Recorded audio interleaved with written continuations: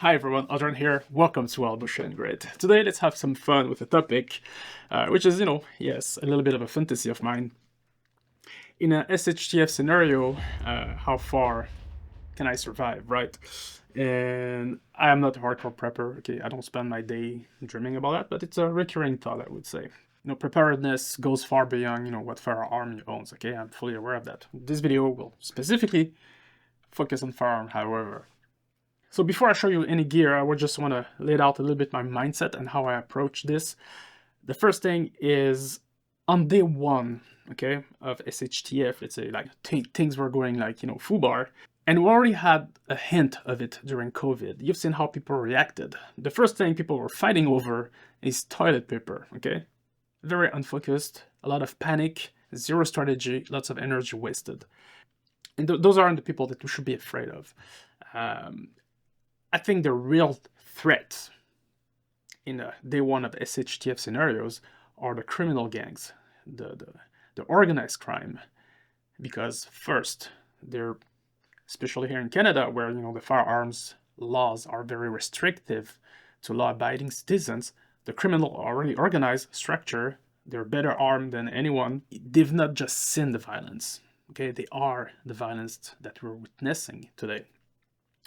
They won't give pause on day one. When things start to fly, they will not give pause and they will not hesitate and they will take advantage of the situation instantly.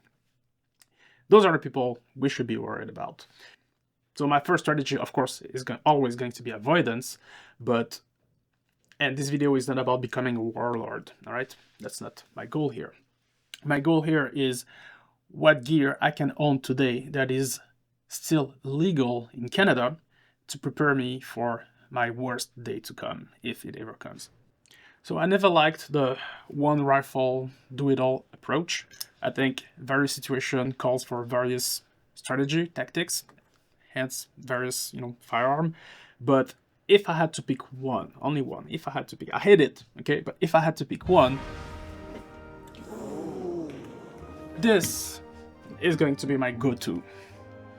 Some of you know exactly what it is, some of you are still hesitating. If you're thinking SKS, you are absolutely right. This is an SKS, obviously slightly modified, with a better stock from Hush holster. And to me, why I changed the stock, the first thing is I never liked the short stock. The length of pull is too short for me on a stock SKS. This one is Russian, from Tula, 1954. You have various countries made various different type of SKS, the Chinese SKS, Romanian, Serbia. I'm probably gonna forget a couple, but there are a lot of SKS available, and they mostly have the same blueprints. So sometimes parts are interchangeable, sometimes, not always, and some of them, not this one, are chrome lined, right? So the barrel will last a little bit longer, less prone to rust and corrosive ammo. I think the Chinese SKS is chrome lined. 10 round in the magazine, right now pinned to 5, so I cannot put more than 5.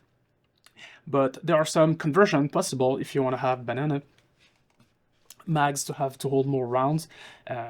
Currently not legal in Canada, okay, just I need to say it. So you can have a banana magazine, you can do that conversion, still for current laws has to be pinned to 5. But if you are to put one of these conversions, know that sometimes it's a hit and miss. Because of the variety of SKS out there, they will not all feed reliably, okay? Some people have done it with great success, and some other with, they're having feeding issue and all that. So why the SKS to begin with? To me, it boils down to one thing. It's a very brutal, honest piece of engineering. That thing will just work, and work. You don't need to clean it. It will run dirty, it will run gritty, and it will run in the hard, cold winters that we have here up north. No wonder it's one of the most popular hunting rifle in Canada, okay? These things just work. Was fairly inexpensive. The price are going up right now. For a couple of years, the federal government's been trying to ban it. They're not succeeding. I hope they won't.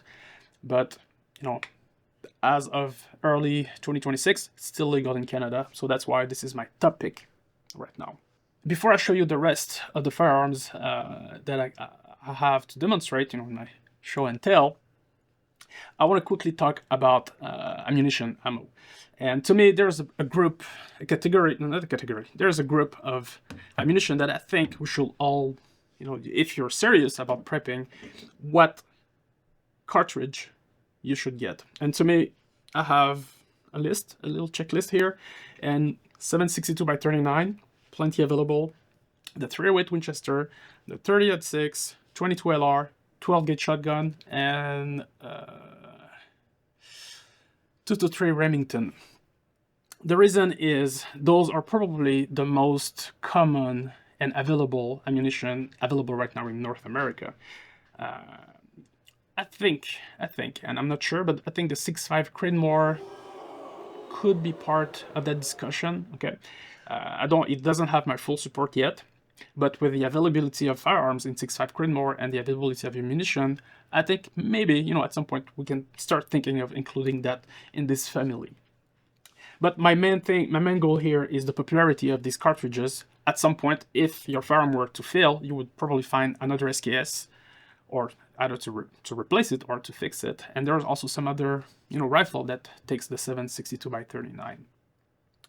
Same with the other cartridges that I mentioned. Because my primary firearm that I chose is 7.62x39, I feel obliged to pair it with another rifle that will shoot the same ammo. I have two proposals for you for the next one, which is if you were to run a bolt action as a secondary firearm, these are my two pick. So these two rifles have a few things in common. First thing is they have iron sight. Yes, I can put a scope on it and I would probably do it, if needed, but the important thing here is know that at some point your scope will let you down and you need a quick backup solution, right? And the iron sights are there for that. The second thing is these rifles are both control round feed, and this is very important. Every dangerous game hunter will tell you why, and I can tell you right now. Is the control round feed is an extra insurance that you will be able to chamber around effectively.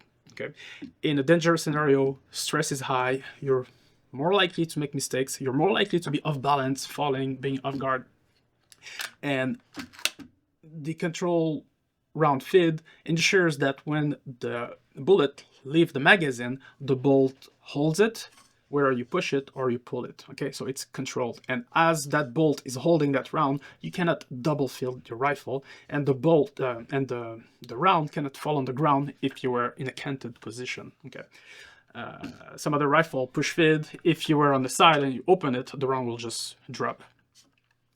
Not this. So iron sight, control round feed, to me are non-negotiable, and having detachable box magazine is obviously an advantage for fast reloading. So this one here specifically is a CZ527, 7.62x39, and the second one here that I have is also CZ, but this one is a 600 trail, and also I like the stock that you can push back, and that makes it very light, packable, carry it anywhere if needed. Same thing with my SKS here with my Hush holster stock.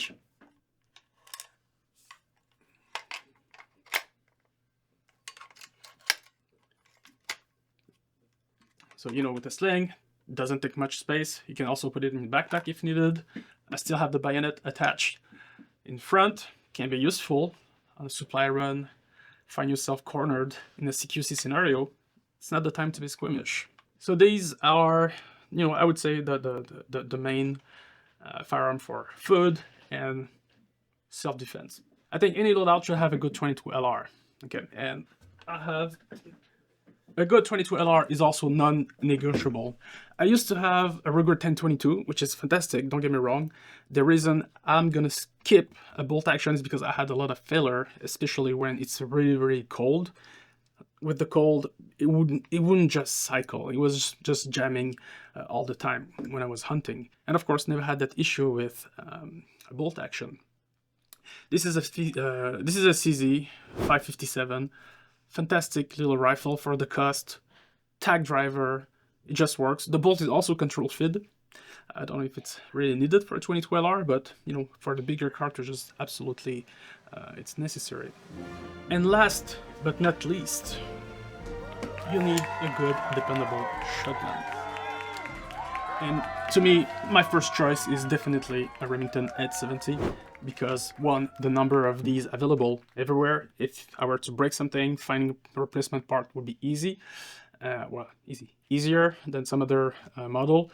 I have multiple barrel already, longer barrel for waterfowl hunt, but I have shorter barrel for self-defense or you know some other situation. So to finish, a few things.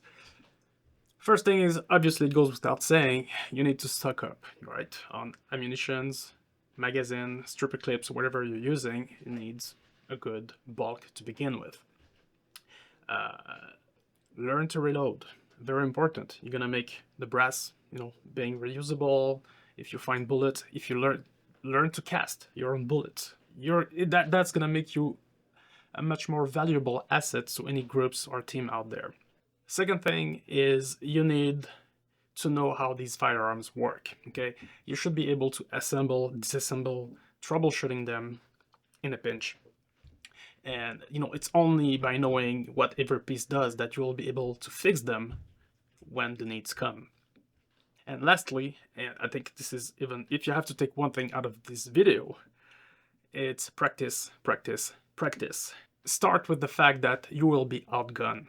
For sure, 100%. But you don't need to be outskilled. Fast is fine, but accuracy is final. You'll need to learn to be slow in a hurry. That's everything. So if you understand that, being outgunned won't matter much, because you can make up with skills. And so that's it. I hope you enjoyed this one. Meet me in the comment section. A lot of philosophy, a lot of thought, a lot of angles to approach this. And I would love to hear from you folks. All right, see you. Bye-bye.